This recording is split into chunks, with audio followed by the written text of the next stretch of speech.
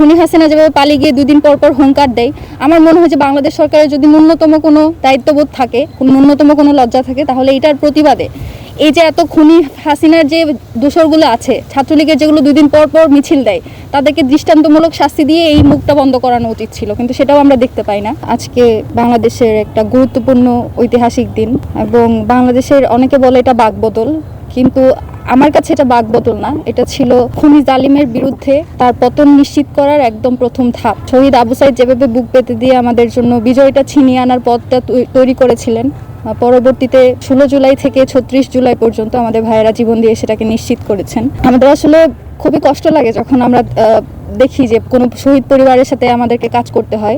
যারা ক্ষমতায় যান তাদের আসলে কাজটা কম, তাদেরকে এই পরিবারগুলোর সাথে বসতে হয় না, তারা ক্ষমতা নিয়ে থাকেন, তারা তাদের মতো করে আলিশান বাড়িতে থাকেন, তাদেরকে এই মানুষগুলোর সাথে আসলে মিশতে হয় না, এজন্য তারা আসলে জানেন না যে এই পরিবারের দুঃখ দুর্দশাগুলো কেমন।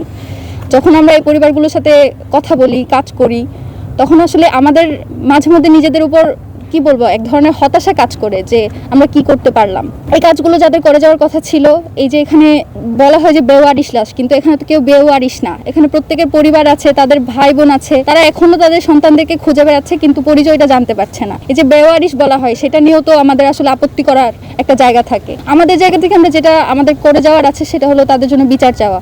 এবং খুনি হাসিনা যেভাবে পালিয়ে গিয়ে 2 দিন পর পর হুঙ্কার দেয়, আমার মনে হয় যে বাংলাদেশ সরকারের যদি ন্যূনতম কোনো দায়িত্ববোধ থাকে, ন্যূনতম কোনো লজ্জা থাকে, তাহলে এটার প্রতিবাদে এই যে এত খুনি হাসিনার যে দোসরগুলো আছে, ছাত্রলীগের যেগুলো 2 দিন পর পর মিছিল দেয়, তাদেরকে দৃষ্টান্তমূলক শাস্তি দিয়ে এই মুখটা বন্ধ করানো উচিত ছিল, কিন্তু সেটাও আমরা দেখতে পাই না। আমাদের জায়গা থেকে ডাকসু এবং আমাদের ব্যক্তিগত জায়গা থেকে যারা আমরা জুলাইয়ের সামনে ছিলাম বা জুলাইয়ের জন্য এখনো কাজ করে যাচ্ছি, আমরা আমাদের জায়গা থেকে বিচারটা চেয়ে যাব যতদিন পর্যন্ত জীবন আছে। বিচার চাইতে চাইতে তো শহীদ ওসমান হাদি ভাই শহীদ হয়ে গেছে, আমাদের মধ্য থেকে হয়তো কেউ শহীদ হয়ে যাবে, কেউ বেঁচে থাকবে, তবে জুলাইয়ের সন্তানেরা যতদিন বেঁচে থাকবে ততদিন তারা এই বিচারটা চেয়ে যাবে। এটা আমরা আপনাদের কাছে দৃঢ় কণ্ঠে বলে যেতে পারি, কারণ এইটুকু বিশ্বাস আমার ভাইদের উপর আছে, আমাদের নিজেদের উপর আছে।